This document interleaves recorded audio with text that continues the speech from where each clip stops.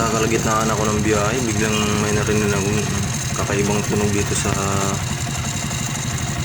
right side ng makina ko. Yan, ganito ang tunog niya. Nagalo-halo na yung tunog niya. Tensioner tsaka yung parang propeller yung tunog.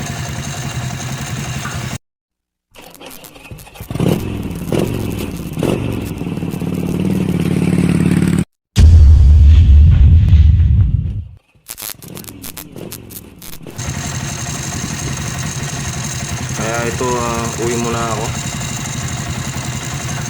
Titignan ko dito sa loob ng makina na to kung ano ba talaga yung dahilan kung bakit nag-iingay. Minsan may narinig din akong kumakatok.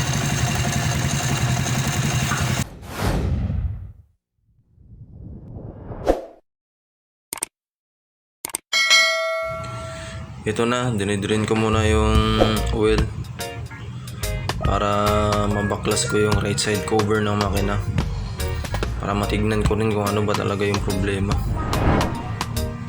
Yan, pati itong bolt tanggalin ko rin to, pati itong tambutso tanggalin din, para makita talaga yung ano ba talaga yung problema dito sa right side ng makina. Kasi dito nang galing yung tunog eh.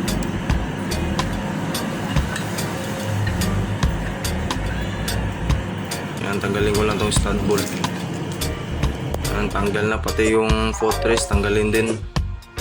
Ito yung mga bolt na to.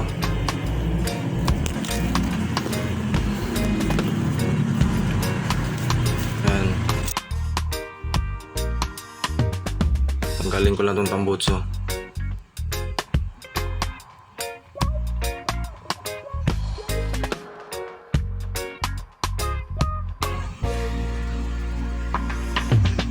Yan, natanggal ko na tong tambutso.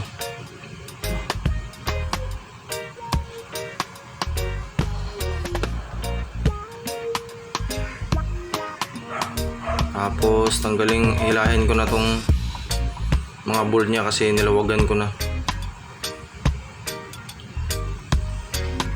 para mapabilis.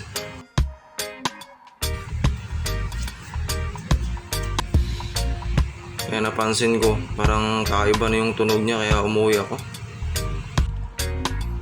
So ngayon, mapupukon ka lang tong crankcase para mabilis siyang matanggal o mahila. Dahan-dahan lang din pagpukpok. Gamitan mo lang ng rubber mallet. Kung wala kang rubber mallet, pwedeng hawakan ng martilyo, basta dahan-dahan lang. Yan, tumulo na yung oil kahit na dinidrain na.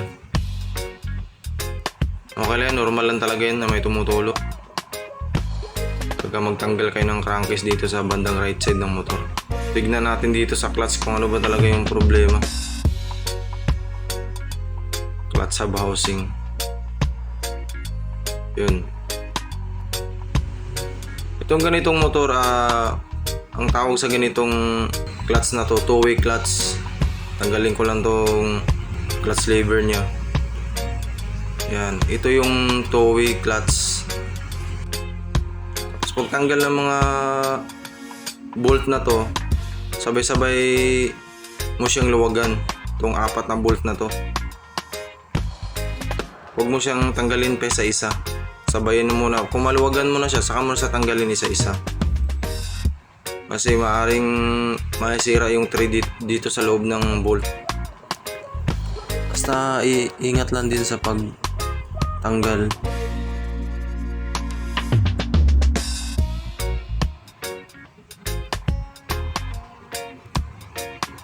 Yan, basta pagtanggal nito counterclockwise pa din.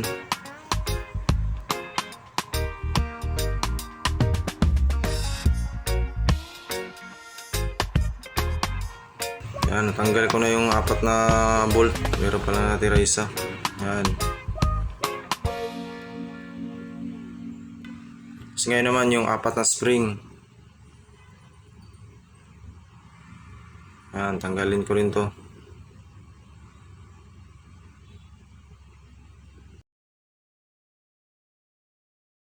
Tapos ngayon, Yung pagtanggal nitong castle nut na to, counterclockwise pa din.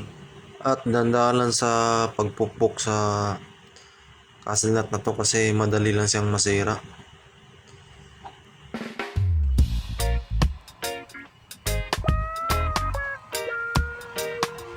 Kaya alalay lang talaga, tignan nyo itong malapitan.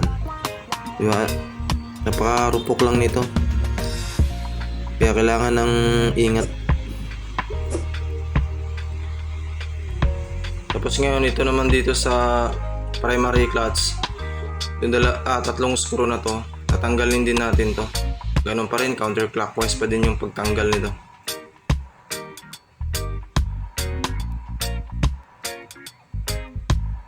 Yan.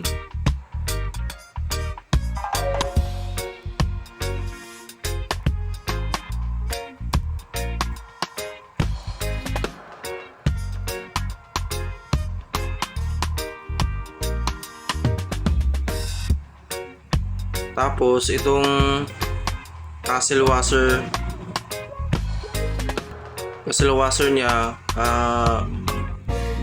idapa lang natin to kasi nakadikit to sa castle nut. Kasi parang lock kasi yan niya. Para hindi nagalaw yung castle nut. Sinadya talaga yan. Para di basta-basta matanggal. Yan. Ganun pa rin ito. Pagtanggal ito, counterclockwise pa din.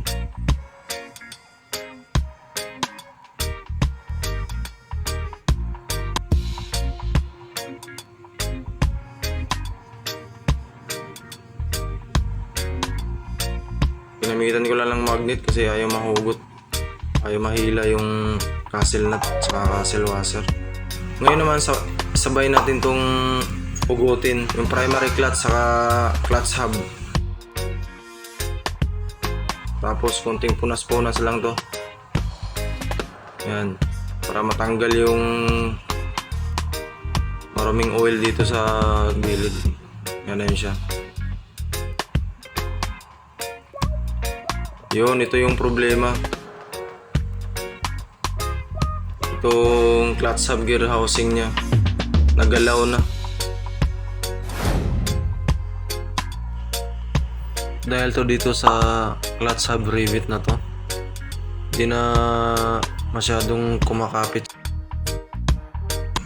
Ito yung dahilan kung bakit may narinig tayong kakaibang tunog. Minsan lumalagutok pa nga to. Yan. Ito yung ipapalit ko. Pansin nyo, hindi nagalaw yung gear nya. Yan. Dapat ganyan talaga, hindi siya nagalaw. Kasi ito kasi yung dahilan. Pag nagalaw kasi ito, mag-iiba na yung tunog ng makina, tunog propeller or may lumalagotok. Tapos ito yung luma, ito yung nagalaw, tignan mo siya. Di ko alam kung nare-repair pa ba to eh. Itong clutch hub housing na to eh.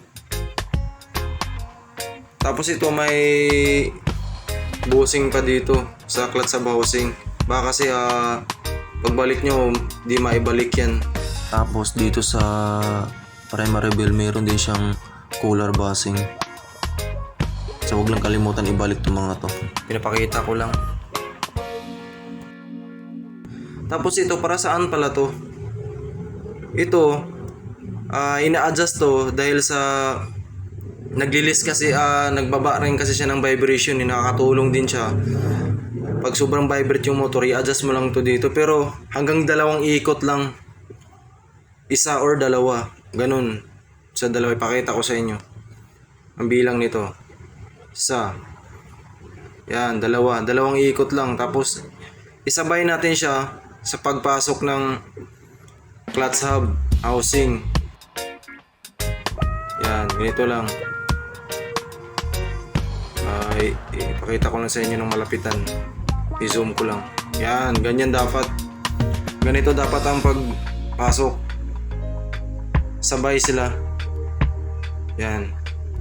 Tapos kailangan nyo muna mapilmira tong motor kasi para hindi sa sumasabay sa pag inikot nyo to kasi itong primary tsaka yung clutch hub. Tapos naka-neutral siya. Iikot-ikot lang din yan siya. Hindi niya siya maipasok kaagad. Kaya kailangan ma-neutral, pilmiran nyo muna or segunda. Para pag iikot nyo, isang ikutan lang, swak agad. Tulad nito, di ba? Swak agad siya, pasok agad yung dalawang clutch na to. Okay na yan. Tapos yung primary clutch na lang yung ihuli ko dito kasi yun din kasi yung nagpapatagal minsan. Tapos ito, dinan mo. Yan, ganyan dapat. Di naman nagalaw yung in-adjust natin. Tapos ito yung sinasabi kong primary. Yan. Parang sa panggilid lang din ng mga scooter, no? Okay na yan. Tapos ngayon, lagyan ko na ng lock. Kung paano tinanggal yung lock na to, yung castle nut. Basta yung mga parts dito, tandaan mo lang kung paano mo tinanggal. Ganon din yung pagbalik para di ka mahirapan. Yan. Ang paghigpit nito clockwise. Kasi kanina pagpaluwag counterclockwise, di ba? Tapos ngayon, clockwise na siya yung dalawang castle nut na to sa clutch hub saka sa primary clutch. Yan. Tapos ibalik natin yung apat na spring. Yan, yung apat na spring na to. Kailangan yung clutch lifter na to, plate. Di ba kanina paluwag natin, sabay-sabay siyang nilaluwagan.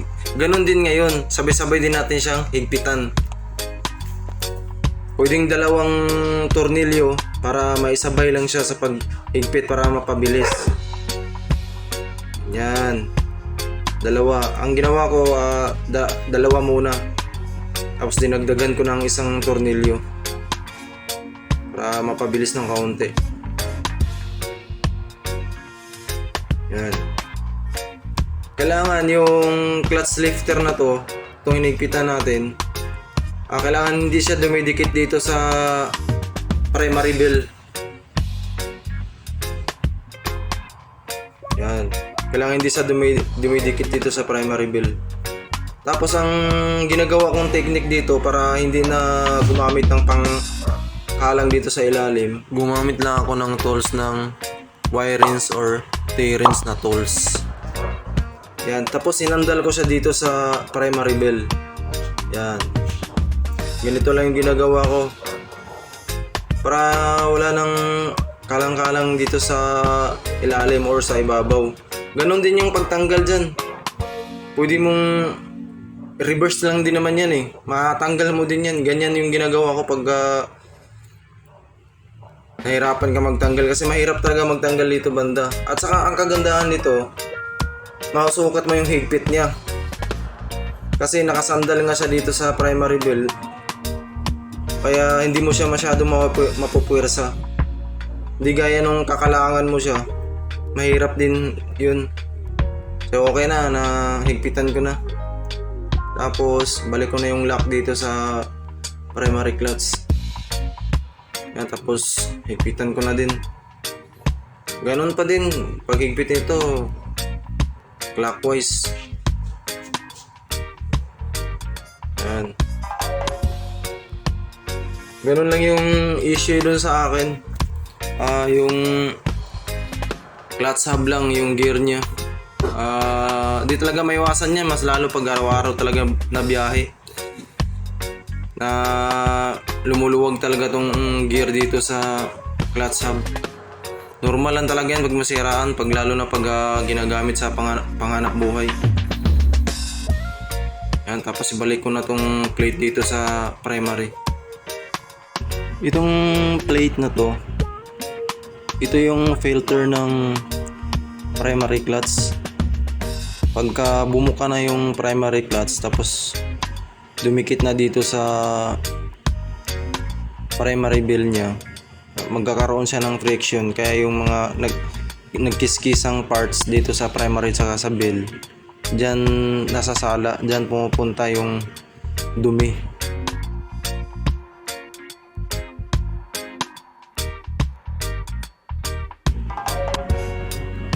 So yun lang. Tapos itong clutch lever, pag ibalik nyo itong clutch lever, kailangan naka-neutral para maibalik nyo ng maayos, at saka yung shifting gear nya nasa tama. Tapos kung matigas man yung tapakan ng shifting nyo, itong nut na to, dito nyo adjustan para kung matigas man siyang tapakan, adjustan nyo lang dito sa nut na to. Tapos ibalik ko na tong mga tornilyo nya, lahat ng tornilyo. So ngayon naman ibalik ko na tong bolt ng green oil, kasi dinidirin nga natin yung oil kanina bago tayo nagsimula. Tapos ngayon naman balik na natin. Basta huwag kalimutan lang ibalik yung magnet, kasi napaka-importante yan sa makina. Nagsasala din yan ng mga nagkiskisang parts sa loob ng makina. So okay na yan. Tapos ngayon ibalik ko na itong oil.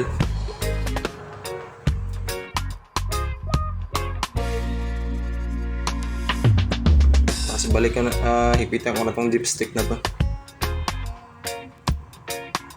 Ayan, okay na. Tapos nga paandarin ko lang to kung wala na ba talaga yung lumalagutok sa parang tunog profiler. Yun,